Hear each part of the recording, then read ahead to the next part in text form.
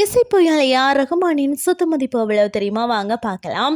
மணிரத்னம் அவர்கள் இயக்கிய ரோஜா படம் மூலம் இசையமைப்பாளராக தனது பயணத்தை தொடங்கியவர் தான் ஏஆர் ரகுமான். புதுமையான இசையை கொடுத்து முதல் படத்திலே ஒட்டுமொத்த தமிழ் மக்களின் மனதை கொள்ளை கொண்டு விட்டார் சொல்லலாம். முதல் படத்திலேயே தேசிய விருது பெற்றவர். வளர்ச்சி கோலிவுட் வரை வளர்ந்திருக்கிறதுன்னு சொல்லலாம்.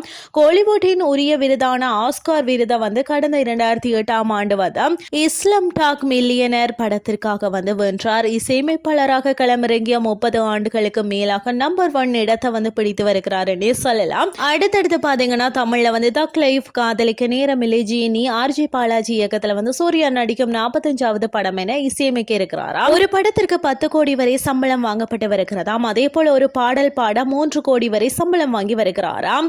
அந்த வகையில பாத்தீங்கன்னா இவருடைய சொத்து மதிப்பு விபரம் வெளியாகி இருக்கிறது. அவருடைய சொத்து மதிப்பு 600 முதல் 650 கோடி இருக்கும் அப்படின்னு சொல்லப்படுகிறதா.